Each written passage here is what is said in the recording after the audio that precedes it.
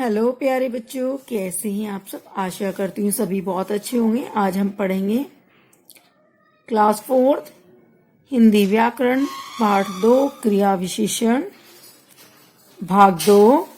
और इस भाग में हम आगे का लेसन पढ़ेंगे। उससे पहले हम जो हमने प्रीवियस क्लास में पढ़ा था उसको एक बार दोहरा लेंगे।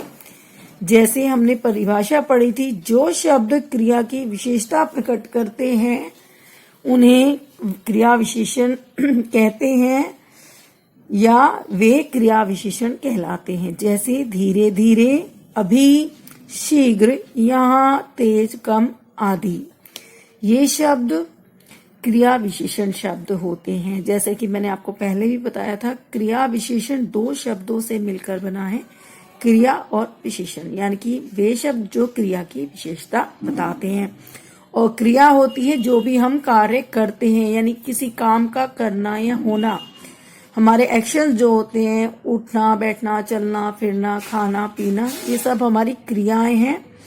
और क्रिया विशेषण शब्द उनकी विशेषता बताते हैं कि वो किस तरीके से किया गया है, कैसे चला गया है, कैसे खाया गया है, कैसे सोए हैं, पढ़ रहे हैं तो कैसे पढ़ रहे हैं। तो वो सब हमारी क्रियाएं हैं। चलना धीरे धीरे या तेजी से, कम खाया है, अभी उठे हैं, तो सभी क्रियाएं हैं।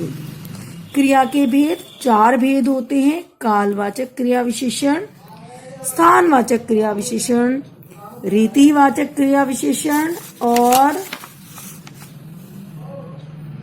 परिमाणवाचक क्रिया विशेषण। तो 2 क्रिया विशेषणों के बारे में हमने प्रीवियस क्लास में पढ़ लिया था, कालवाचक क्रिया विशेषण और स्थानवाचक के बारे में। जिस क्रिया विशेषण से कार्य के होने का समय जाना जाता है, यानी कि टाइम का पता चलता है कि समय पर क्रिया हुई है, उसे कालवाचक क्रिया विशेषण कहते हैं। जैसे वह प्रतिदिन दौड़ता है, या अमिता अभी आई है, शीघ्र चलो। जो प्रतिदिन, अभी और शीघ्र शब्द हैं, ये हमारे काल बता रहे हैं कि किस समय क्रिया हुई है। दूसरा, स्थानवाचक क्रिया विशेषण में स्थान का पता चलता है किस स्थान पर क्रिया हुई है।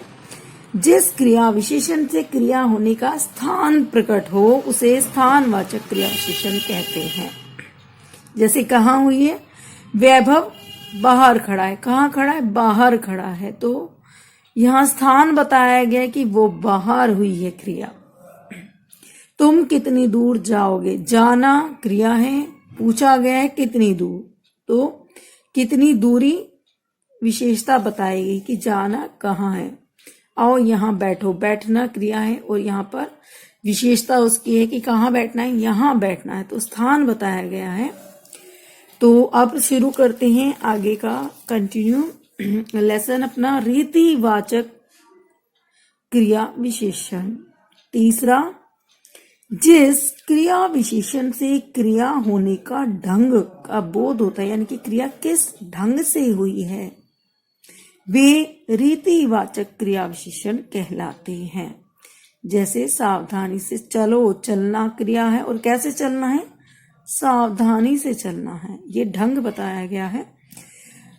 अतुल अचानक गिर पड़ा, गिरना क्रिया हुई है और कैसे गिरा? अचानक से गिर गया, पता भी नहीं चला कैसे गिरा है। हिरन तेज दौड़ता है, दौड़ना क्रिया है और कैसे दौड़ता है? तेजी से दौड़ता है। कौन दौड़ता है? हिरन दौड़ता है।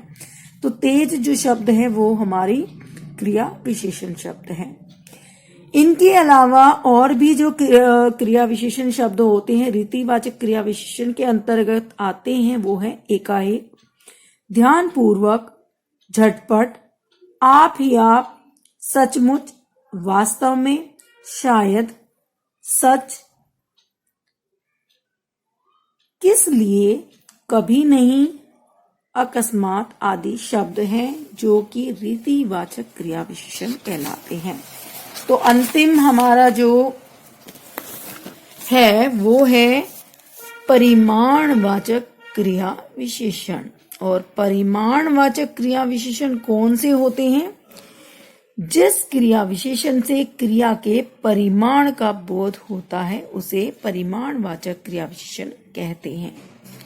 जिससे नापतोल या उसकी मात्रा का पता चलता है, यानी कि जो मात्रा बताते हैं, ऐसे क्रिया विशेषण परिमाणवाचक क्रिया विशेषण होते हैं। जैसे थोड़ा मुस्कुराओ, थोड़ा सा मुस्कुराना, मुस्कुराना क्रिया है और कितना, थोड़ा सा।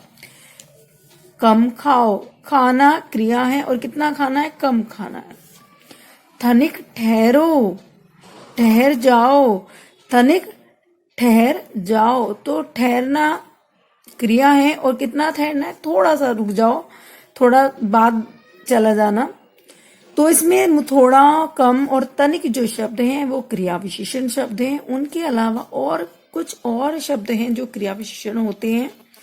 परिमाणवाचक क्रिया विशेषण शब्द जैसे बारी बारी से, यथाक्रम, इतना, उतना, खूब, अति, थोड़ा, किंचित, पर्याप्त, यथेष्ट आदि शब्दों का प्रयोग होता है, वो सभी परिमाणवाचक क्रिया विशेषण होते हैं। तो ये लेसन आपका फिनिश हो गया है। नेक्स्ट हम इसके बुक वर्क और आपको उसके क्वेश्चन आंसर कराएंगे। तो इस लेसन को अच्छे से पढ़िए और इसके भेद यानी कि क्रिया विशेषण की परिभाषा और उसके भेद याद करिए। ठीक है बच्चों, बाय बच्चों।